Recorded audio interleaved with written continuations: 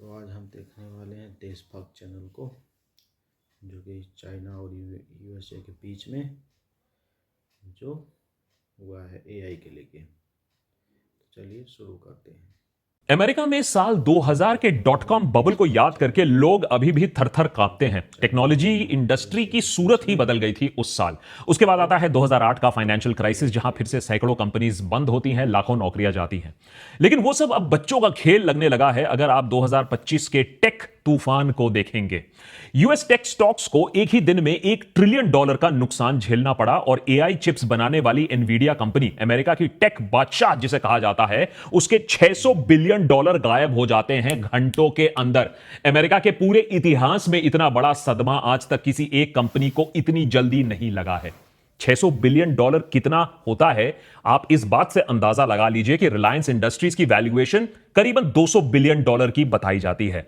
और तो और इस खून खराबे के जिम्मेदार को बताया जाता है एक छोटी सी चाइनीज कंपनी और कुछ नौसिखिए इंजीनियर्स, जिन्होंने deep seek R1 model release किया है। एक ऐसा नायाब और एफिशिएंट आर्टिफिशियल इंटेलिजेंस का मॉडल जो एआई की दुनिया में एक नया मोड़ ले आया है कुछ ही दिनों के अंदर, और अमेरिका के सिलिकॉन वैली के वर्चस्व का सत्यानाश कर दिया है।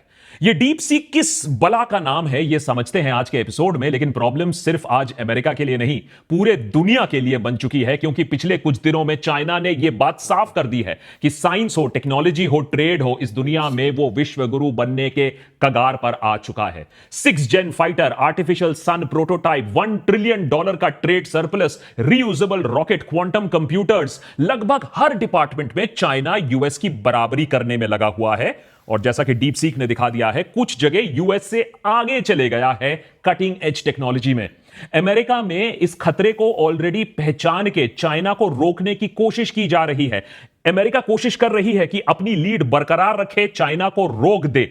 लेकिन वही इंडिया में चाइना की कोई भी हरकत होती है तो हम एकदम चुप हो जाते हैं। सरकारी महकमे में, गोदी मीडिया में, ड्राइंग रूम में बैठे अंकिल सब अजीब सन्नाटे में चले जाते हैं। गालवान में चीनी सैनिक घुस आते हैं, चुप्पी। वहीं हमारे सरहद पर दुनिया का सबसे बड़ा डैम बनाने का फैसला हो जाता है, चुप्पी। हम उनसे 2024 में रिकॉर्ड ताबड़तोड़ $120 बिलियन का सामान इंपोर्ट कराते हैं, चुप्पी। और अब इस नए एआई क्रांति पर भी चुप्पी। उल्टा वहां electronics and information technology minister Ashwini Vaishnaw Coldplay concert के बारे में ट्वीट कर रहे हैं कि देखो हम कितना अच्छा कॉन्सर्ट का आयोजन करते हैं। ये एक सेंट्रल मिनिस्टर का क्या काम रह गया है? और फकीरी यही नहीं रुकती है। मंत्रिमंडल और महकमे में मटन, मुस्लिम, मस्जिद, मंगल सूत्र, मछली, ये सबसे फुर्सत कहां मिलती है? और आईआईटीज में तो यह डिबेट चल रहा है कि भैया मेस में नॉनवेज फूड अलाउ होना चाहिए या नहीं होना चाहिए। खुद आईआईटी के डायरेक्टर इस बात को साबित करने में लगे हुए हैं कि गौमूत्र के कितने फायदे होते हैं। हां भाई, फायदे होते हैं। मैं भी नहा लूंगा गौमूत्र में। बस एक बात की गारंटी मुझे दे दो कि यह करने से हम चाइना को किसी भी तरीके से उनकी बराबरी कर पाएंगे या उनको हरा पाएंगे। क्योंकि सच तो यह है कि क्या चाइना और यूएस टेक्नोलॉजी वॉर में इंडिया अब कहीं भी नहीं रह गया है इस रेस में। कल तक जिस चाइना का हम मजाक उड़ाया करते थे सस्ते अनरिलायबल प्रोडक्ट्स के लिए, आज वो हमसे इतना आगे निकल गया है, यूएसए की बराबरी कर रहा है। एक रिस्ट्रिक्टिव कंट्रोल्ड कम्युनिस्ट सरकार ने एआई जैसी कटिंग एज टेक्नोलॉजी में इतनी महारती कैसे हासिल कर ली? और क्या अब हम इस नफरत अस वर्सेस देम खतरे में है कि राजनीति से ऊपर उठकर देश हित के लिए, देश के लिए काम करेंगे, देश के लिए बात करेंगे? खासकर कि तब जब आर्थिक संकट, बेरोजगारी और महंगाई हमारे दरवाजे पर दस्तक दे रही है। या हम यह सोचकर खुश हो जाएंगे कि अब्दुल तो अभी भी टाइट है, और यह देखकर प्रसन्न हो जाएंगे कि पाकिस्तान के गद्दाफी स्टेडियम में देखिए अभी तक कुर्सियां नहीं लगाई गई हैं क्रिकेट मैच के लिए। What losers. 22 जनवरी को चाइना एक प्रोडक्ट निकालता है जो सिलिकॉन वैली के टेक एलीट को एक गहरा सदमा पहुंचाता है। ग्लोबल एआई मार्केट के नियम कानून ही बदल देता है। डीपसीक एक छोटी अपकमिंग चाइनीज टेक कंपनी का प्रोडक्ट है। वो कंपनी के फाउंडिंग के 2 साल तक नहीं हुए हैं। उनका एआई मॉडल है। ये एआई मॉडल ओपन एआई और मेटा के लेटेस्ट मॉडल को टक्कर देता है, बल्कि कई सारे पैमानों पर, कई सारे पैरामीटर्स पर उनसे आगे भी चला जाता है। लेकिन ये सिर्फ ट्रेलर है, बात यहीं नहीं रुकती है।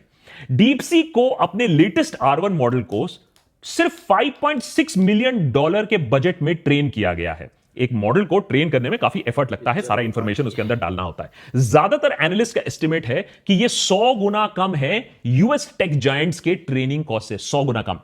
रेगुलर यूजर्स के लिए डीप सीक का अपना जो R1 मॉडल है उसे फ्री टू यूज कर दिया गया है, तो इसका मतलब है इसका अडॉप्शन काफी तेज होगा। ओपन एआई, चैट जीपीटी के जो प्रीमियम प्लान्स होते हैं उसके लिए पैसे लगते हैं। और जो बिग टोकन कंप्यूटिंग होता है, यानी जो बड़े फर्म्स जो बड़े पैमाने पर इसका इस्तेमाल करेंगे अपने कॉर्पोरेट यूज के लिए, उस मामले में भी deep seek R1 chat GPT से 30 गुना ज्यादा सस्ता है। याद रखिए, ये वही चाइना है जिसपे यूएस ने बार बार सालों से कंप्यूटिंग चिप्स एक्सपोर्ट रिस्ट्रिक्शंस लगा के रखे थे ताकि वो एआई रेस में कहीं आसपास भी बराबरी ना कर पाए। पर यही एक छोटी सी चाइनीज कंपनी ने पुराने आउटडेटेड चिप्स का इस्तेमाल करके यूएस टेक जायंट्स को धूल चटा दी। और ऐसा नहीं है कि उन्होंने कोई ओपन एआई, मेटा का कोई कॉपी करके चीप वर्जन निकाल दिया है एआई का।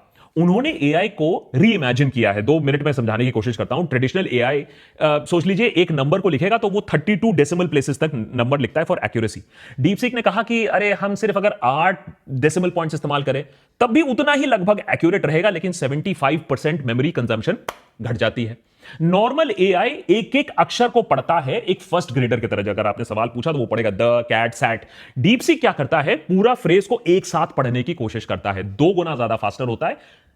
100% नहीं बट 90% एक्यूरेसी होता है। लेकिन जब आप बिलियंस ऑफ वर्ड्स प्रोसेस करते हो तो यह काफी अच्छा रिजल्ट दे देता है। ट्रेडिशनल मॉडल 1.8 ट्रिलियन पैरामीटर्स, सब कुछ देख रहे होते हैं, सब कुछ सुन रहे होते हैं, सब कुछ आंक रहे होते हैं। डीपसीक करता है कि भैया हमने सिर्फ 671 बिलियन पैरामीटर्स हैं और उसमें सिर्फ 37 बिलियन पैरामीटर्स एक साथ एक्टिव रहेंगे। बाकी को हम समन कर सकते हैं, माने अगर कोई चीज जरूरत हो, टास्क जरूरत हो तो हम उसको एक्टिवेट कर सकते हैं। इसका नेट रिजल्ट यह होता है कि ओवरऑल जो रिक्वायरमेंट होती है हार्डवेयर की वो बहुत कम जाती है। स्पेशलाइज्ड एआई चिप्स नहीं, आप अपने गेमिंग पीसी पर इस एआई सॉफ्टवेयर को चला सकते हो। साथ ही साथ मैसिव पावर सेविंग होती है। पूरा का पूरा फैक्ट्री नहीं चाहिए होता है आपको इस कंप्यूटर को चलाने के लिए। और साथ में साथ जो हाई एंड चिप्स होते हैं, महंगे चिप्स होते हैं, उसकी भी दरकार नहीं है। इसीलिए एनवीडिया के शेयर के साथ जो हुआ वो हुआ। इसी के साथ साथ सबसे करारा जो हिट मिला है जो American tech companies, AI companies है, कि इसको ओपन सोर्स बना दिया गया है। ओपन सोर्स का यह मतलब है कि चाइना ने इस एल्गोरिथम को छुपाया नहीं है। यह डीपसीक कुछ ऐसा नहीं है कि कोई चाइनीज कम्युनिस्ट पार्टी ने आकर कोई चीज ऐसे ही पेडल की जा रही है, यह प्रोपेगेंडा है। आप इसको खोल के, टटोल के इसके पैरामीटर्स चेंज करके एक्सपेरिमेंट कर सकते हो। और ये दुनिया भर में लोग आज के डेट में कर रहे हैं और वो कह रहे हैं कि ये बड़े बड़े एआई सॉफ्टवेयर से भी ज्यादा अच्छा डीपसीक काम करता है, और वो भी बिना महंगे हार्डवेयर के या पावर रिक्वायरमेंट के। सवाल अब यहां आता है कि इस पूरे एआई रेस के बारे में जो दुनिया बात कर रही है, वहां इंडिया कहां आता है? हमने क्या पहले ही हारी मान ली है? दुख की बात यह है कि पीक 15 के राजन आनंद ने सैम ऑल्टमैन से यही सवाल 2 साल पहले पूछा था कि क्या इंडिया में सस्ते दामों पर कोई फाउंडेशनल एआई मॉडल पर काम कर सकता है? Specifically focused on AI, are there spaces where you see, let's say, a startup from India building foundational models? How should we think about that? Where is it that a team from India, 3 super smart engineers with, not 100 million, but let's say 10 million, could actually build something truly substantial? Look, the way this works is we're going to tell you it's totally hopeless to compete with us on training foundation models. You shouldn't try, and it's your job to try anyway. I think it is pretty hopeless, but आज इसी Sam Altman, गरूर देखा था ना, ये गरूर अब चूर चूर हो चुका है क्योंकि डीपसीक ने ओपन एआई के फॉर्मूले को खोखला साबित कर दिया है। एआई को चलाने के लिए बड़ा बड़ा $billion इन्वेस्टमेंट, बड़े बड़े महंगे चिप्स, बड़ा बड़ा पावर सोर्स, बड़े बड़े सर्वर फार्म्स की जरूरत नहीं होती है। और Sam Altman and open AI का यही फंडा था कि बड़ा बड़ा पैसा खींचो और फिर लोगों को चार्ज करो, और उसी की वजह से इनकी वैल्यूएशन इतनी ज्यादा बढ़ रही थी। लेकिन दुख की बात यह है कि राजन की बात सही निकली। 10 मिलियन नहीं, $6 मिलियन से भी कम में ओपन एआई से बेटर फाउंडेशनल मॉडल खड़ा कर दिया 2 साल से कम में। प्रॉब्लम यह है कि यह इंडिया में नहीं हुआ, यह चाइना में हुआ। और दुख की बात चाइना में हुआ क्यों कह रहा हूं, क्योंकि एक टाइम था जब अमेरिका को हम मुंहतोड़ जवाब देते थे। 1987 में इंडियन गवर्नमेंट ने अमेरिका से बोला कि हमें आप अपना क्रे XMP सुपर कंप्यूटर दे दीजिए, हमें वेदर प्रेडिक्शन के लिए चाहिए। अमेरिका ने कहा जाओ यहां से निकल जाओ, हम तुम्हें नहीं देंगे क्रे XMP सुपर कंप्यूटर, क्योंकि तुम इसका इस्तेमाल मिलिट्री यूज के लिए करोगे, न्यूक्लियर बम बना दोगे, इसीलिए हम नहीं देंगे। इंडिया ने हार नहीं मानी, हमारे सरकार ने पूरा टास्क फोर्स बैठाया और परम 8000 सुपर कंप्यूटर, इंडिया का अपना पहला सुपर कंप्यूटर हमने डेवलप किया। हमारे centre for development of advance computing ने, जिसको कहा जाता है CDAC। यूएस ने फिर से अपने हथकंडे अपनाए, रशिया को 1993 में आर्म ट्विस्ट किया, कहा कि तुम इंडिया को क्रायोजेनिक टेक्नोलॉजी नहीं दोगे, जो कि हमारे इसरो को चाहिए था हैवी सैटेलाइट्स लॉन्च करने के लिए, अपने GSLV प्रोजेक्ट के लिए, क्योंकि उसको ICBM रॉकेट्स में भी, न्यूक्लियर रॉकेट्स में भी इस्तेमाल किया जाता है। हमने फिर से हार नहीं मानी, खुद टाइम लगाकर, मेहनत लगाकर वो क्रायोजेनिक इंजन टेक्नोलॉजी डेवलप की, जो बहुत कम देशों के पास आज भी है, और हमने अपना GSLV रॉकेट लॉन्च किया। लेकिन आज पता नहीं क्यों हमने हार मान ली है। AI की दुनिया में अगर आप हमसे पूछो तो हमने फाउंडेशनल मॉडल्स के लिए चेष्टा तक नहीं की। जैसा हमने पहले हार मान के ही हम बैठे थे कि भैया उन्होंने OpenAI ने कर लिया है, हम कुछ नहीं करेंगे, और यही चाइना बाजी मार ले गया। लेकिन प्रॉब्लम यह है कि सिर्फ AI की बात आज नहीं कर रहे हैं हम देशभक्त पर। आप स्पेस स्टेशन ले लो, रियूजेबल रॉकेट ले लो, सेमीकंडक्टर ले लो, फाइटर एयरक्राफ्ट ले लो, न्यू एनर्जी टेक्नोलॉजी ले लो, यहां तक कि क्वांटम कंप्यूटिंग ले लो। हर जगह एक वर्चस्व की लड़ाई चल रही है USA और चाइना के बीच में। Super power versus upcoming super power, 21st century का कौन बनेगा विश्व गुरु का फाइट चल रहा है, और इंडिया इसमें नजर नहीं आ रहा है। एक जियोपॉलिटिकल शतरंज चल रहा है। चाइना तेजी से आगे बढ़ने की कोशिश कर रहा है, अमेरिका उसे चेकमेट करने की कोशिश कर रहा है, और इंडिया हम अपने पॉलिटिक्स में लगे हुए हैं, क्योंकि टेक वॉर तो हमें दिखता नहीं है। दुनिया 50 साल आगे की फ्यूचर प्लानिंग कर रही है, हम 500 साल पहले की खुदाई में लगे हुए हैं। देख लीजिए कुछ सैंपल। 1948 में चाइना आजाद होता है, प्राइमरी एजुकेशन हेल्थ केयर पर फोकस करता है। 1978 में इकोनॉमी लिबरलाइज होती है और एक वेल एजुकेटेड वर्कफोर्स और यंग पॉपुलेशन ने फॉरेन कंपनीज को अट्रैक्ट करना शुरू कर दिया। जो प्रॉफिट हुआ, चाइनीज सरकार ने एजुकेशन इंफ्रास्ट्रक्चर में इन्वेस्ट कर दिया, जिससे प्रोडक्टिविटी बढ़ती है और कंपनीज और भी आती रहती हैं। देखते ही देखते चाइना की काया पलट हो जाती है। 1990 में इंडिया और चाइना की per capita income almost equal थी, और अब चाइना हमसे 5 गुना ज्यादा है औसतन आमदनी में। एक एवरेज चाइनीज हमसे 5 गुना ज्यादा अमीर है। आज चाइना दुनिया का सेकंड लार्जेस्ट इकोनॉमी है। ग्लोबल मैन्युफैक्चरिंग का 30% प्रोडक्शन उसके पास है। नंबर 2, 3, 4, 5 देशों को मिला भी लो, तब भी मैन्युफैक्चरिंग चाइना को टक्कर नहीं दे पाती है। टोटल मैन्युफैक्चरिंग में इंडिया से 10 गुना ज्यादा आगे है चाइना। जो बाइडेन ने 2012 में यह बयान दिया था कि चाइना की तानाशाही सिस्टम में, उनका जो कम्युनिस्ट सिस्टम है, उससे कभी इनोवेशन नहीं होगा, क्योंकि कम्युनिस्ट सिस्टम में ना फ्री थिंकिंग, फ्री थॉट को इंकरेजमेंट नहीं मिलती है। एक विश्वास था यूएस को कि हमेशा टेक्नोलॉजी और इनोवेशन के मामले में वही नंबर 1 रहेंगे, सिलिकॉन वैली का वर्चस्व रहेगा, और ज्यादातर लोग यह विश्वास भी करते हैं। पर यह चीज शायद प्रेसिडेंट जी ने पर्सनली ले ली। 2015 में जी ने made in China 2025 program launch किया। मकसद था कि अब चाइना सिर्फ लो वैल्यू मैन्युफैक्चरिंग नहीं करेगा, बल्कि कटिंग एज टेक्नोलॉजी भी बनाएगा। इनफैक्ट उससे भी पहले मोदी ने 2014 में मेक इन इंडिया कार्यक्रम भी लॉन्च किया था, इंडिया को ग्लोबल मैन्युफैक्चरिंग हब बनाने के लिए। अब देखते हैं 10 सालों में चाइना ने क्या किया। रिसर्च एंड डेवलपमेंट के मामले में अगर आप देखें तो चाइना ने भर भर कर R&D में इन्वेस्ट किया।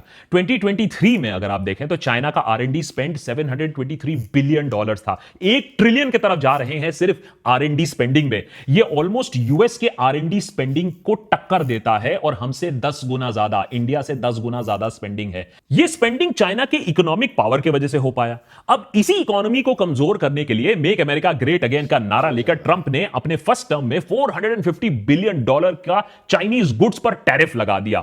बाइडेन सरकार ने भी इसको कंटिन्यू किया कि चाइना को थोड़ा सा काबू में कर लिया जाए। अब बदले में चाइना ने अपनी ट्रेड को डाइवर्सिफाई किया, हार नहीं माना।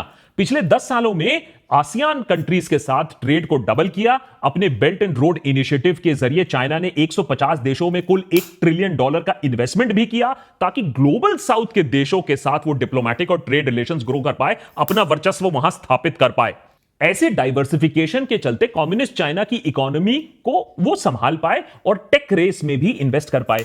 रेस का पहला पहलू था रिन्यूएबल एनर्जी। आप सोचिए कितनी सोच से इन लोग काम कर रहे हैं। चाइना ने समझ लिया कि यूएस अगर उनके साथ जंग करेगा तो सबसे पहले सी रूट से ऑयल शिपमेंट्स को ब्लॉक करेगा और चाइनीज इकोनॉमी तबाह हो जाएगी जब उसके पास एनर्जी सप्लाई नहीं रहेगा। इसीलिए ग्रीन एनर्जी पर फोकस किया गया ताकि चाइना आत्मनिर्भर बन सके। सोलर सेल पर अगर आप देखें तो दुनिया का 80% सोलर सेल प्रोडक्शन चाइना में होता है। क्वालिटी के साथ क्वांटिटी। चाइना ने सोलर मॉड्यूल्स का प्रोडक्शन कॉस्ट 15 सेंट पर वॉट है, 15 सेंट्स पर वॉट। यूएसए से भी 20% कम है ये। मोदी सरकार ने भी वैसे सोलर सेक्टर में काफी फोकस किया है, मगर प्रोडक्शन कैपेसिटी में हम चाइना के आसपास भी नहीं भटकते हैं और कॉस्ट पर वॉट में चाइना हमसे कई गुना ज्यादा कॉस्ट एफिशिएंट है।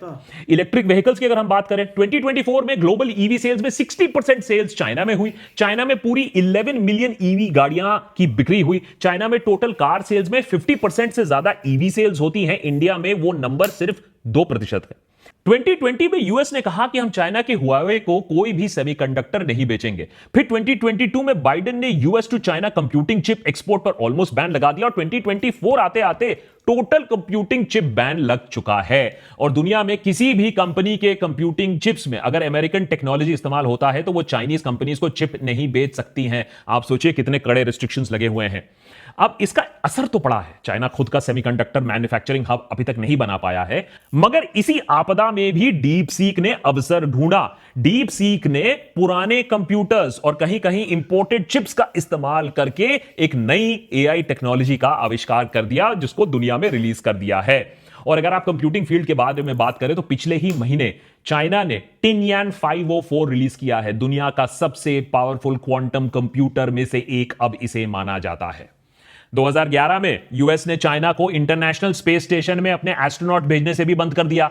तो 2021 में चाइना ने खुद का स्पेस स्टेशन लॉन्च कर दिया। 3 एस्ट्रोनॉट्स का परमानेंट क्रू भी वहीं बैठा दिया।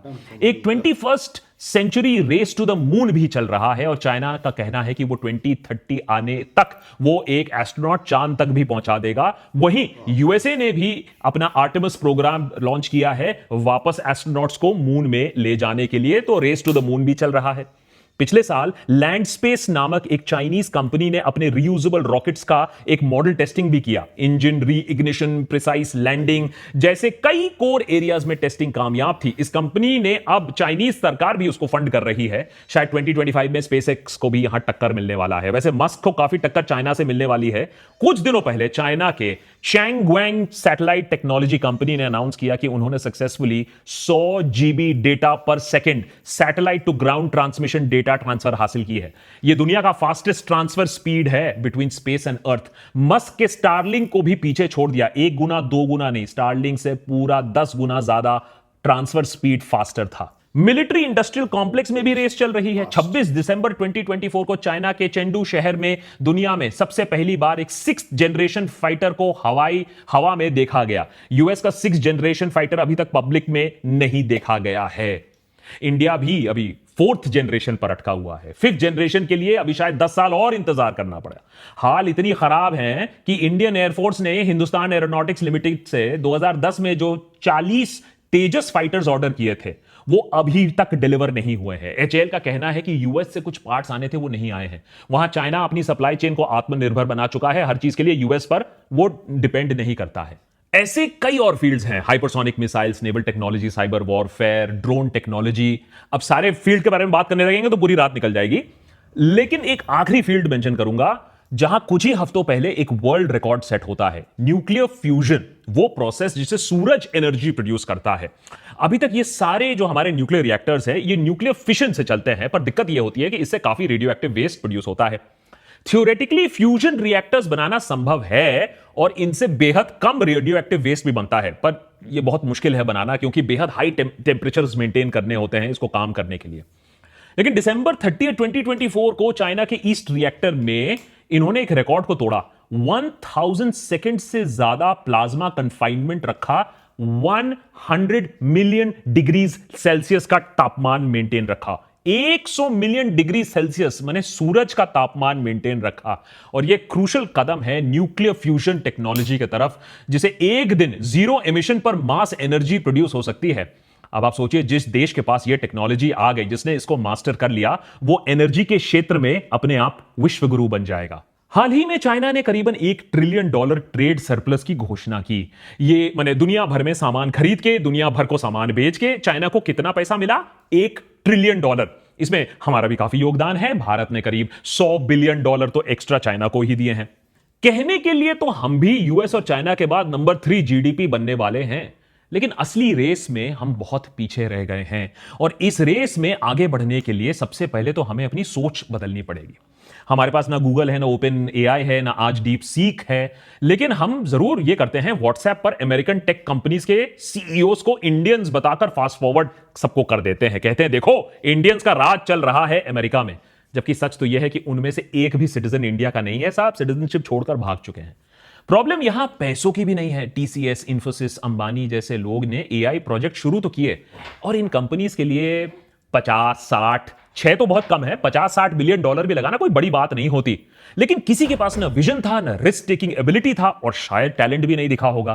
कुछ सरकारी स्कीम्स भी थी, मगर हम यूएस और चाइना दोनों से ही अब सदियों पीछे रह गए हैं। यह बात हमको माननी पड़ेगी कि हमने अपना साइंटिफिक सोच कहीं खो दिया है। हमारे पास टैलेंट है तो बहुत, लेकिन पर वो टैलेंट अमेरिका जाकर वहां की कंपनी में काम करना चाहता है और हम इस ब्रेन ड्रेन को सेलिब्रेट भी करते हैं। वहीं चाइना, ताइवान, जर्मनी जैसे कंट्री सेमीकंडक्टर साइंटिस्ट को एट्रैक्टिव पैकेजेस में वापस लाते हैं, अपने देश में खींचने की कोशिश करते हैं। चाइना अपने टैलेंट को दूसरे देशों में जाने से अब रोकने की कोशिश कर रहा है।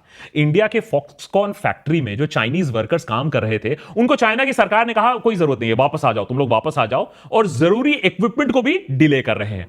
माने चाहे यूएस चाइना को सामान ना दे, चाइना इंडिया को सामान ना दे, खेल सिंपल है, समझ लीजिए। इंटरनेशनल वर्ल्ड ऑर्डर में ना कोई किसी का सगा नहीं होता है, सब अपना अपना देख रहे हैं। मेड इन चाइना 2025 के 80% गोल्स अचीव भी हो गए। इस सक्सेस के बाद अब जी अपने विजन 2035 पर फोकस कर रहे हैं। मेगा सिटीज बनाना, एआई टेक्नोलॉजी को वर्ल्ड स्टैंडर्ड्स तक लाना, यानी अगले 10-20 साल के लिए क्लियर विजन है, एग्जीक्यूशन पाथ है। ख्याली पलाव नहीं पक रहा है यहां। एक प्लान के सक्सेस के बुनियाद के ऊपर दूसरा प्लान बनाया जा रहा है। इधर मोदी सरकार के मेक इन इंडिया का एक भी टारगेट हासिल नहीं हुआ है। इंडस्ट्री ग्रोथ जो 12-14% का टारगेट था, वो 4% के आसपास डगमगा रहा है। 10 करोड़ मैन्युफैक्चरिंग जॉब्स बनाने की बात हुई थी, उल्टा जॉब्स घट रही हैं। एफडीआई सेक्टर में देख लीजिए, कंजम्पशन कैपेसिटी देख लीजिए, सेविंग्स देख लीजिए, क्रेडिट हिस्ट्री देख लीजिए, सब डगमगा चुके हैं। जीडीपी ग्रोथ का हाल आप देख चुके हैं। पर अब भी हम विकसित भारत 2047 का सपना लोगों को दिखा रहे हैं। प्लान क्या है मालूम नहीं है, नारा है, बस उसी को लगाते रहो, उसी को जपते रहो। चाइना प्लस वन पॉलिसी से हमें फायदा होने वाला था, फायदा हुआ, वियतनाम को हुआ, थाईलैंड को हुआ, हमको नहीं हुआ। और ऐसा क्यों है? हमें इस पूरे चाइना यूएस टेक रेस में चाइना की ग्रोथ स्टोरी से क्या सीख मिलती है? सबसे बड़ी सीख तो यही है कि हमें अपने फंडामेंटल्स पर वापस ध्यान देना होगा।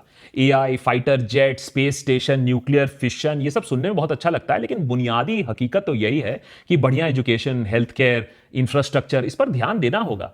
अगर हम प्राइमरी स्कूल्स में ठीक से उसमें पढ़ाई नहीं कराएंगे तो किसी भी इंडस्ट्री के लीडरशिप का सपना ही हम बस देखते रह जाएंगे। लेकिन आप तो जानते हैं आजकल तो एजुकेशन तो बैड वर्ड हो गया है, कस वर्ड हो गया है। विकास के बारे में अगर आप बात करोगे, प्रोग्रेशन के बारे में अगर आप बात करोगे, दुनिया के बारे में आप बात करोगे, वो तो आप नेगेटिव हो जाओगे। गुंडागर्दी और छपरीगिरी को हम सेलिब्रेट करते हैं आजकल। भारत सरकार खुद का डेटा देख लीजिए कि स्कूल एनरोलमेंट 2023-2024 में पिछले एक साल में 1 करोड़ घटा है। अब मिनिस्ट्री ऑफ एजुकेशन कहती है नहीं नहीं, वो तो हमने डेटा को क्लीन अप किया है, इसीलिए 1 करोड़ का घटाई दिख रही है। अब इस बात में कितनी सच्चाई है, नहीं सच्चाई, आप डिसाइड कर लीजिए। लेकिन 2024 के बजट में सरकार ने यूनिवर्सिटी ग्रांट्स कमीशन, जो देश में यूनिवर्सिटी को एजुकेशन और रिसर्च फंडिंग देते हैं, उसका खुद ही बजटरी एलोकेशन 61% कम कर दिया है। तो कितना फोकस है रिसर्च पर, एकेडमिक्स पर सरकार का, ये आप खुद ही समझ लीजिए। वहां यूएस चाइना के रेस में और तेजी हो रही है। 21st सेंचुरी में आने वाले जो 70 साल अब हैं, उसमें दबदबा किसका होगा, वो रेस चल रहा है। और हम यहां 70 साल में किसकी गलती है उस पर पड़े हुए हैं। नेहरू की गलती, बाबर की गलती में अटके हुए हैं। नेताओं को देखकर लगता तो नहीं है कि एजुकेशन से उनको कोई लेना देना है, मतलब है बस अस वर्सेस देम कराते रहो और पिछली गलतियां गिनाते रहो, 500 साल पहले की खुदाई कराते रहो। अगर इसी घटिया सोच में हम फंसे पड़े रहे तो मैं आपको गारंटी दे रहा हूं कि कुछ ही साल में ना चाइना 50 साल नहीं, अब 500 साल आगे चले जाएगा और हम यही खुदाई करने में बिजी रह जाएंगे।